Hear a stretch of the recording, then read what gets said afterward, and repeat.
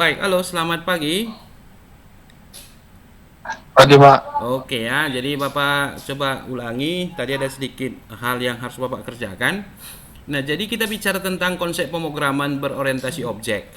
Ya, jadi kalau awalnya kita mengenal bahasa pemrograman prosedural, maka sekarang kita lihat dengan bahasa pemrograman berorientasi objek.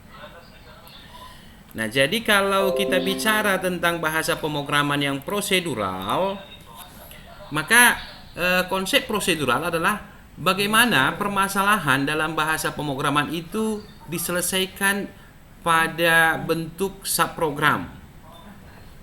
Ya, subprogram itu bisa berupa prosedur ataupun fungsi. Nah, sementara kalau dengan objek, bahasa pemrograman objek, maka segala hal dalam pemrograman itu diselesaikan dalam bentuk objek. Nah, sekarang apa bedanya?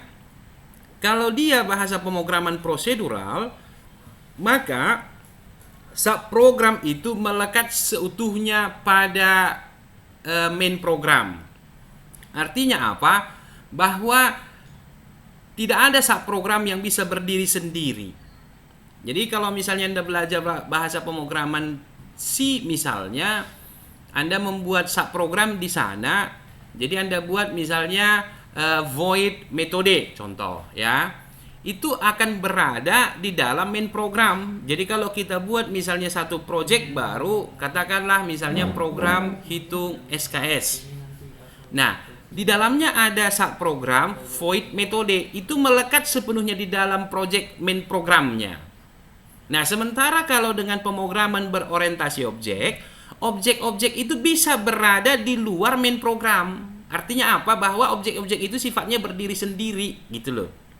Bisa dipahami maksud Bapak? Bisa, Pak. Oke. Nah, jadi kalau kita lihat kan, kalau Anda belajar dengan bahasa pemrograman C atau C++ yang masih dengan pengembangan prosedural, kan Anda hanya membuat satu file di sana atau satu project, kemudian di dalamnya ada banyak subprogram. Nah, sementara kalau kita dengan bahasa pemrograman berorientasi objek, misalnya kita menggunakan Java, saya buat satu main objek, misalnya objek utama.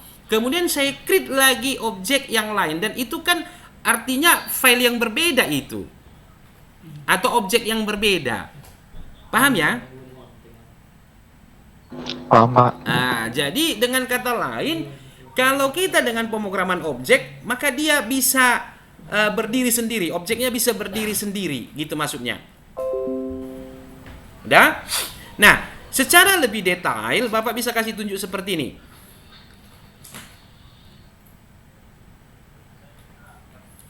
Ini layarnya nampak di Anda.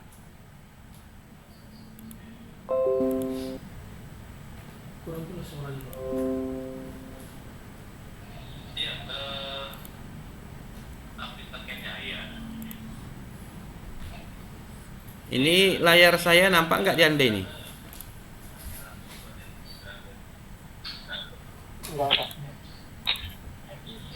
Salah. Bukan yang itu deh.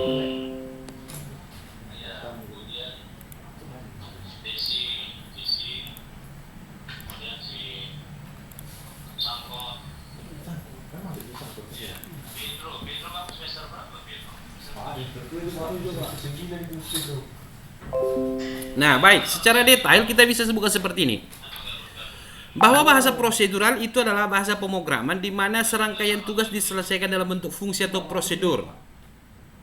Kemudian, sudut pandang terhadap bahasa pemrograman prosedural adalah bahwa semua program merupakan suatu urutan instruksi. Dan programmer membreakdown atau memecah-mecah masalah itu menjadi subprogram yang lebih sederhana. Kemudian, fungsi dan prosedur pada pemrograman prosedural itu menjadi fokus utama. Dengan kata lain bahwa fungsi dan prosedur itu digunakan untuk memanipulasi data, gitu dia, ya. Dan bahasa pemrograman prosedural itu lebih bersifat pasif. Itu prinsipnya.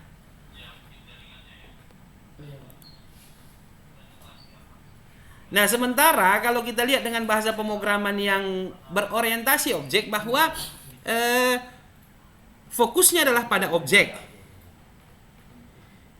ya, di mana programmer membreakdown ataupun menciptakan objek-objek yang akan menyelesaikan setiap sub persoalan.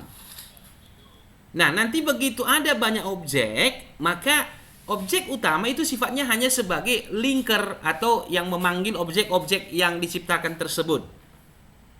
Paham ya? Paham, Pak. Nah, secara gampangnya gini saja. Kalau Anda melihat saat Anda belajar pemrograman prosedural, Anda hanya bicara menciptakan satu kode program, Anda simpan filenya, kemudian seberapa banyak pun subprogram di dalam program Anda, itu kan tetap aja hanya satu file kan? Iya, Pak. Sementara kalau dengan objek, yang kemarin Anda belajar dengan Java kan, Anda ciptakan main objek, kemudian Anda create new object, itu kan kalau Anda lihat di dalam Explorer Anda itu kan sudah ada banyak file di dalamnya. Misalnya objek utama titik Java, objek input mahasiswa titik Java, objek hitung KRS titik Java, objek hitung IPK titik Java, kan gitu kan. Itu kan sudah banyak file itu sebenarnya. Paham ya? Iya, Pak. Nah, sehingga sebenarnya setiap file-file itu sifatnya independen, berdiri sendiri gitu loh.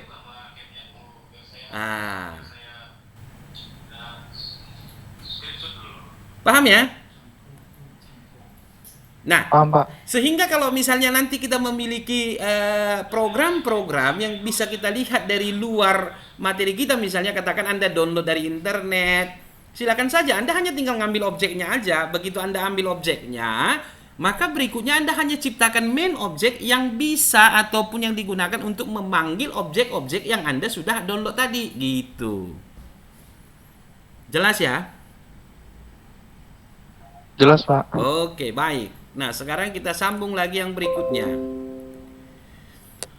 Nah, ada beberapa hal yang menjadi keuntungan konsep pemrograman objek. Yang pertama adalah reusability. Artinya, objek yang sudah kita ciptakan itu bisa digunakan kembali dan bahkan bisa digunakan di program-program yang lain. Jadi, kalau misalnya Anda buat project sekarang di sini, kemudian Anda buat misalnya objek input mahasiswa dalam project akademik misalnya.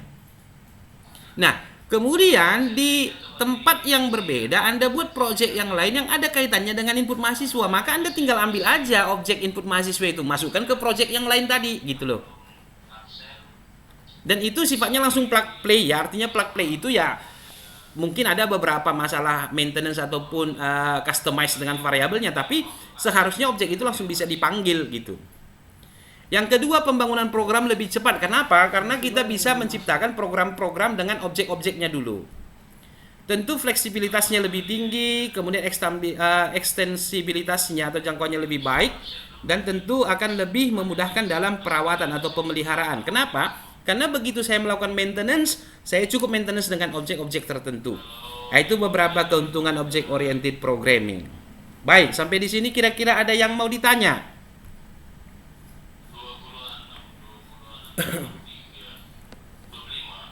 Gak ada, Pak. Baik ya.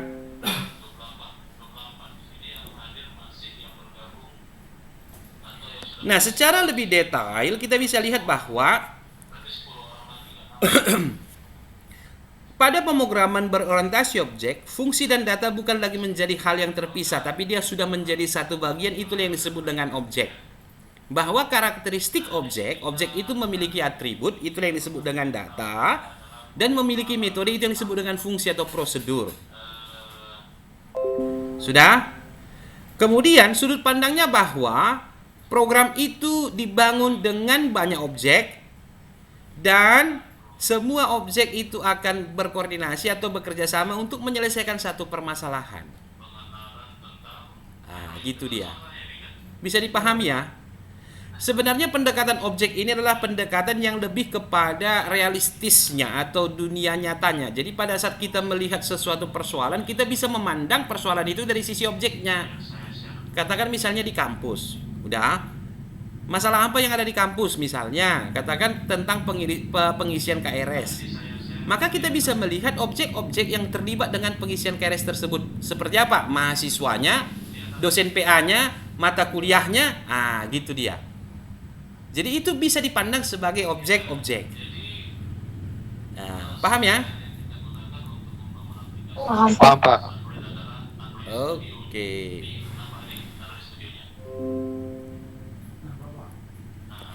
Beberapa karakteristik tentang pemrograman berorientasi objek adalah yang pertama, objek itu sendiri. Objek itu dideklarasikan dengan menggunakan kelas.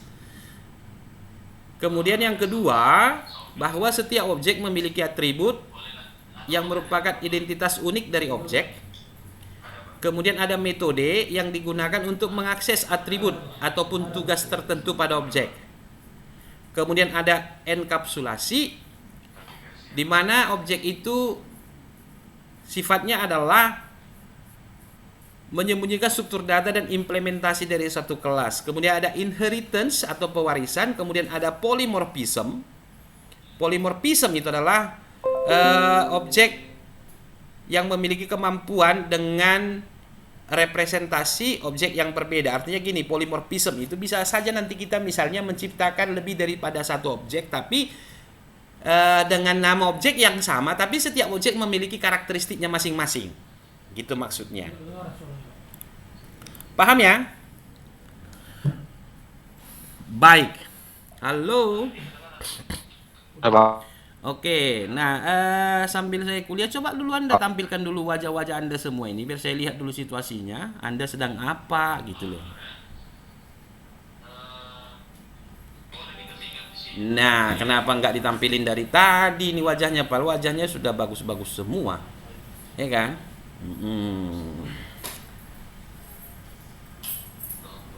Sampai di sini kira-kira ada masalah? Ada yang mau ditanya? Ada ini.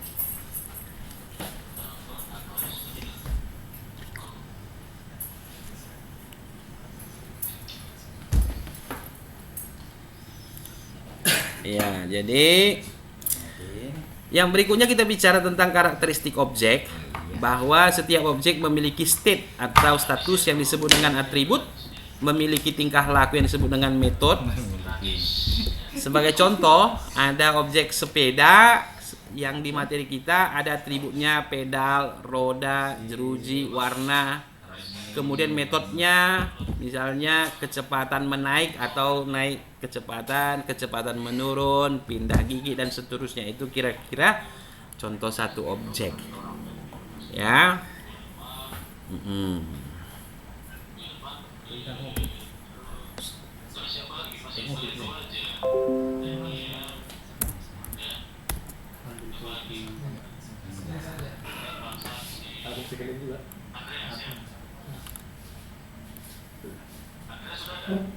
Kau usah. Nanti siang supaya nggak ngantuk.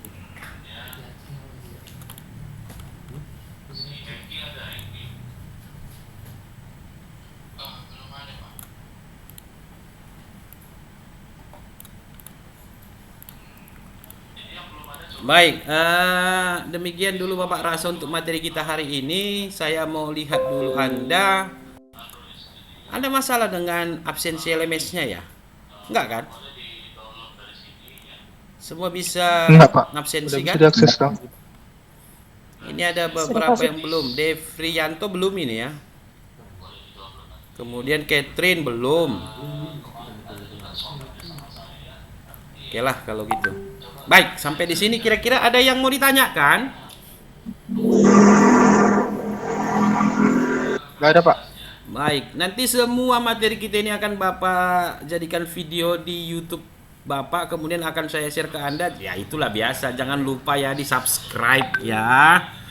Gitu loh. Dan disebarkan ke seluruh penjuru dari Sabang sampai Merauke, gitu dia.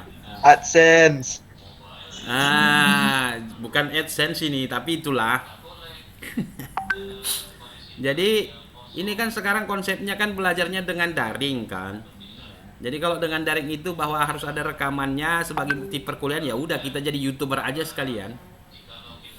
Nah, Ya, makanya tampilin wajahnya, dan supaya videonya menarik kalian juga harus ada responnya, misalnya bertanya lah hal-hal tertentu gitu loh. Jadi besok videonya ini sudah saya edit, akan saya share ke seluruh penjuru, jangan lupa di subscribe ya kan. Oke. Oke, Pak. Oke, Pak. Baik, itu aja mungkin materi kita hari ini. Karena masih banyak lagi pekerjaan yang harus Bapak selesaikan, terutama dengan KRS dan bimbingan mahasiswa. Karena sudah semua ribut di grup. Kira-kira kalian ada masalah nggak dengan mata kuliahnya? Nggak ada, Pak. Tidak ada, Pak.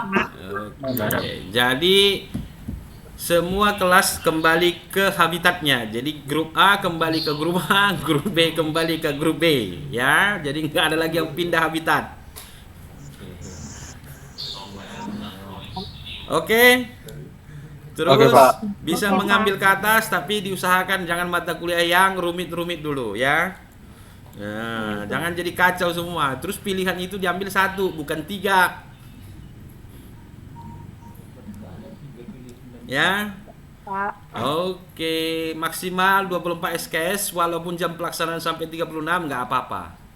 Karena kita tetap menghitung SKS itu dulu. Gitu kan Pak Kaprodi? Siap. Ya, siap kata Pak Kaprodi. Jangan, Pak. Baik. Sampai ketemu kita di pertemuan yang berikutnya. Jadi sama seperti pemrograman Java yang kemarin. Sudah. Nanti di pertemuan-pertemuan yang berikutnya, pertemuan 2, 3 atau yang seterusnya, kita akan langsung masuk dengan codingnya ya. Jadi siapkan juga toolsnya. Paham ya? Oke. Paham, Pak. Oke. Oke, Pak. Dan ingat bahwa Anda sudah harus antisipasi karena di akhir pertemuan pasti akan ada project.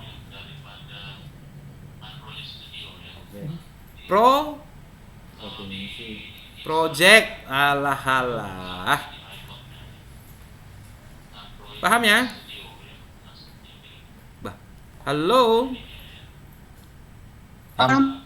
Oke. Kalau Anda merekam perkuliahan kita, bisa-bisa saja direkam, diedit, dia kirim videonya sama Bapak supaya biasa ya. Kita masukkan dalam channel kita.